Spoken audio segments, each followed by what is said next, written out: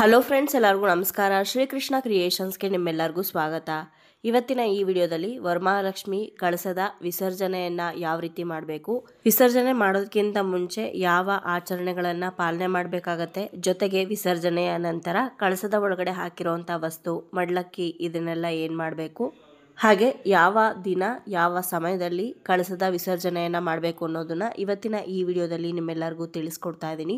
ಹಾಗಾದರೆ ಇನ್ಯಾಕೆ ತಡ, ಬನ್ನಿ ವಿಡಿಯೋನ ಶುರು ಮಾಡೋಣ. ಮೊದಲಿಗೆ ಕಳಸದ ವಿಸರ್ಜನೆಯನ್ನು ಹೇಗೆ ಮಾಡಬೇಕು ಅಂತ ತಿಳಿಸ್ಕೊಡ್ತೀನಿ, ಆನಂತರ ಯಾವಾಗ ಮಾಡಬೇಕು ಅಂತ ತಿಳಿಸ್ಕೊಡ್ತೀನಿ. ನೀವು ವಿಸರ್ಜನೆ ಮಾಡೋದಕ್ಕಿಂತ ಮುಂಚೆ ಪೂಜೆಯನ್ನೆಲ್ಲ ಮಾಡಿ ಆನಂತರ ಕೆಂಪು ನೀರಿನ ಆರತಿಯನ್ನು ಮಾಡಬೇಕಾಗತ್ತೆ. ಕೆಂಪು ನೀರಿನ ಆರತಿ ಮಾಡೋದಕ್ಕೆ ನೀರಿಗೆ ಸ್ವಲ್ಪ ಅರಿಶಿನ ಹಾಗೆ ಕುಂಕುಮವನ್ನು ಹಾಕಿ ಕೆಂಪು ಕಲರ್ ಬಣ್ಣದ ನೀರನ್ನು ಮಾಡಿಕೊಂಡು ಅದರ ಮೇಲೆ 2 ತುಪ್ಪದ ಬತ್ತಿಗಳನ್ನು ಹಚ್ಕೊಂಡು ಅನಂತರ ದೇವಿಗೆ ಆರತಿಯನ್ನು ಮಾಡಿ ಗಣಪತಿಗೆ ಹಾಗೆ ಅರ್ಚನೆ ಮಾಡಿರುವಂಥ ವಿಗ್ರಹ ಇದ್ದರೆ ಅದೆಲ್ಲದಕ್ಕೂ ಕೂಡ ಕೆಂಪು ನೀರಿನ ಆರತಿ ಮಾಡಿ ದೃಷ್ಟಿ ಬೊಟ್ಟನ್ನು ದೇವರಿಗೆ ಇಡಬೇಕು.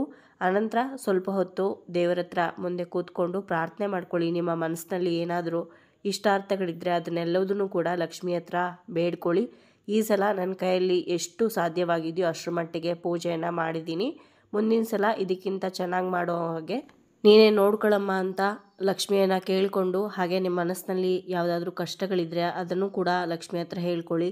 ಹಾಗೆ ನಿಮಗೆ ಯಾವುದಾದ್ರೂ ಕೆಲಸ ಆಗಬೇಕು ಅಂದ್ಕೊಂಡಿದ್ರೆ, ಇಷ್ಟಾರ್ಥಗಳಿದ್ದರೆ ಅದೆಲ್ಲದನ್ನು ಕೂಡ ಲಕ್ಷ್ಮಿ ಹತ್ರ ಹೇಳಿಕೊಂಡು ಅನಂತರ ನೀವು ಸ್ವಲ್ಪ ಹೊತ್ತು ಬಿಟ್ಟು ವಿಸರ್ಜನೆಯನ್ನು ಮಾಡಬೇಕಾಗತ್ತೆ. ಯಾವ ಸಮಯದಲ್ಲಿ ವಿಸರ್ಜನೆ ಮಾಡ್ತೀರೋ ಆ ಸಮಯ ಆದಷ್ಟು ರಾಹುಕಾಲ ಯಮಗಂಡಲ ಕಾಲ ಬಿಟ್ಟು ಬೇರೆ ಸಮಯದಲ್ಲಿ ವಿಸರ್ಜನೆಯನ್ನು ಮಾಡಬೇಕು.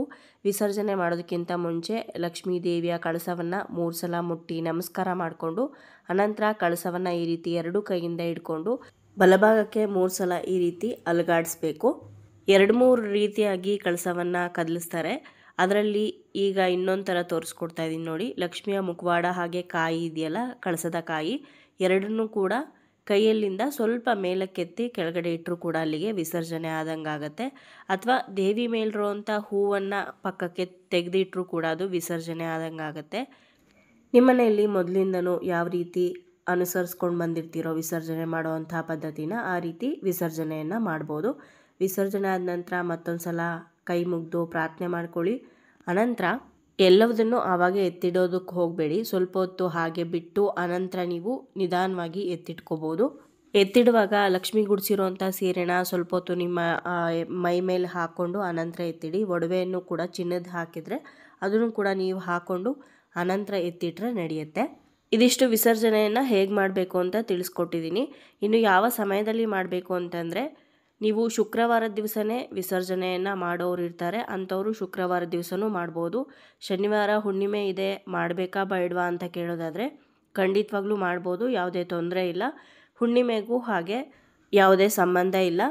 ಹಾಗೂ ನಿಮಗೆ ಭಯ, ನಾವು ಹುಣ್ಣಿಮೆ ಮುಗಿದ ನಂತರ ಕದಲಿಸ್ತೀವಿ ಅಂತಂದರೆ 1:15 ನಂತರ ಹುಣ್ಣಿಮೆ ಮುಗಿದೋಗುತ್ತೆ. ಆನಂತರ ನೀವು ಶನಿವಾರದ ದಿವಸ ಮಧ್ಯಾಹ್ನದ ಮೇಲೆ 1:15 ಮೇಲೆ ಕದಲಿಸ್ಬೋದು. ಅಥವಾ 3 ದಿವಸ ಇಟ್ಕೊಂಡು ನಾವು ಭಾನುವಾರ ದಿವಸ ಕದಲಿಸ್ತೀವಿ ಅಂದರೆ ಆ ರೀತಿ ಕೂಡ ಮಾಡ್ಬೋದು.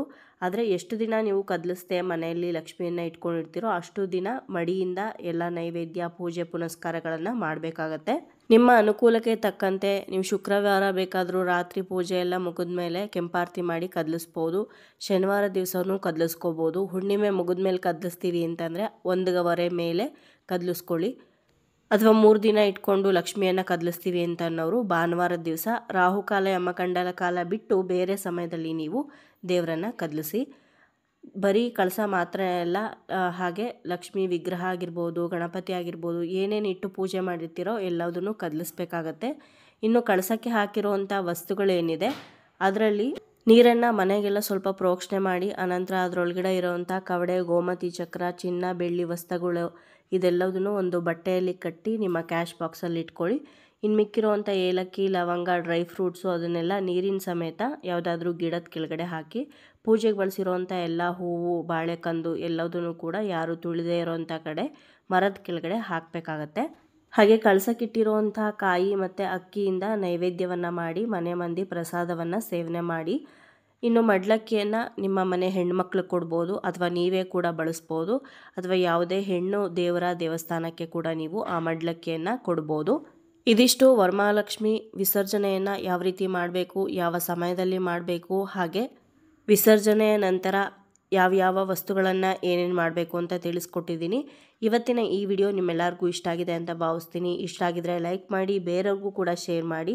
ಹಾಗೆ ನಿಮ್ಮ ಅನಿಸಿಕೆ ಅಭಿಪ್ರಾಯವನ್ನು ಖಂಡಿತವಾಗ್ಲೂ ಕಮೆಂಟ್ ಮುಖಾಂತರ ಬರೆದು ತಿಳಿಸಿ. ಮತ್ತೊಂದು ಉಪಯುಕ್ತ ಪೂಜಾ ಮಾಹಿತಿಯೊಂದಿಗೆ ನಿಮ್ಮನ್ನ ಮತ್ತೆ ಭೇಟಿ ಆಗ್ತೀನಿ. ಅಲ್ಲಿಯವರೆಗೂ ಧನ್ಯವಾದಗಳು. ಲೋಕ ಸಮಸ್ತ ಸುಖಿನೋ ಭವಂತು.